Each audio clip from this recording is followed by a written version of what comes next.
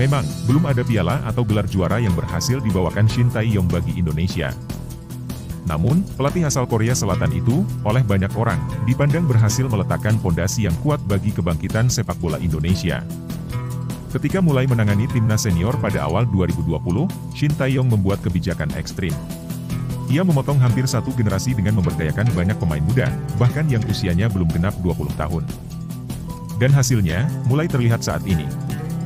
Keberhasilan timnas Indonesia U22 meraih medali emas SEA Games 2023 Kamboja, tidak bisa dipungkiri, tak lepas dari perubahan ekstrim yang dilakukan Shin Tae-yong tersebut.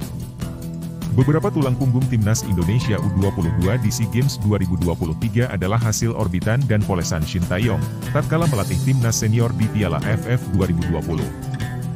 Siapa saja pemain temuan Shin Tae-yong di Piala AFF 2020, yang bersinar menjadi bintang di SEA Games 2023? Berikut ini di antaranya. Rizky Ridho. Rizky Ridho merasakan tempaan tangan besi Shin Tae-yong sejak masih di timnas U19, sebelum kemudian naik kelas ke timnas senior di Piala AFF 2020. Saat itu, umur Rizky belum menyentuh 20 tahun. Namun, di tangan Shin Tae-yong, skill sepak bolanya berkembang istimewa.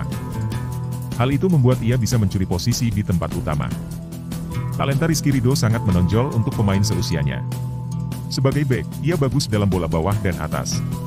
Dia juga disiplin dan tidak pandang bulu.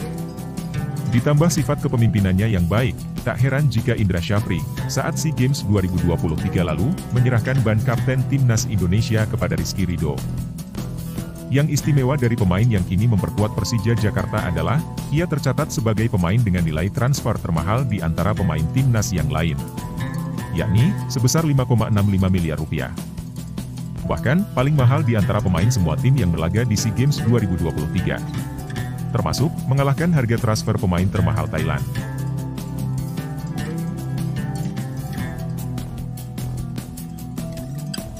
Pratama Arhan.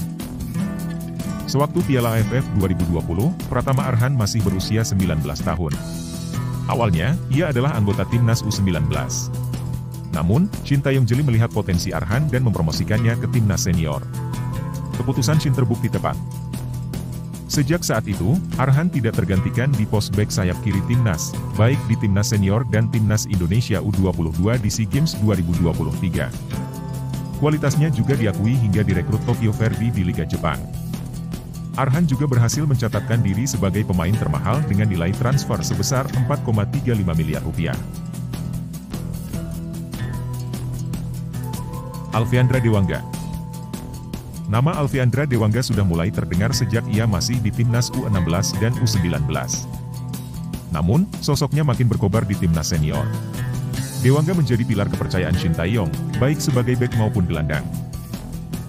Saat tampil di SEA Games 2023, pemain PSIS Semarang ini berhasil menciptakan satu assist sensasional yang ia lakukan lewat lemparan ke dalam. Posisi natural Alfiandra Dewangga adalah bek tengah. Namun, dari 5 pertandingan di SEA Games 2023, 4 diantaranya, Alfiandra Dewangga dipasang sebagai gelandang bertahan.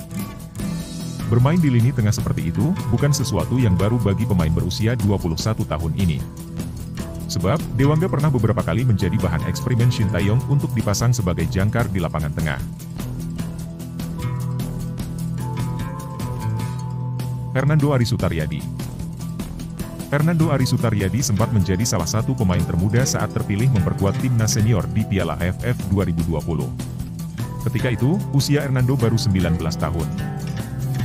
Fernando sempat mendapatkan kesempatan bermain sebagai starter di Piala AFF 2020. Setelahnya, karirnya menanjak dengan cepat. Ia terpilih sebagai kiper utama Persebaya Surabaya. Dan, prestasinya makin berkibar hingga terpilih menjadi penjaga gawang inti di SEA Games 2021 dan 2023.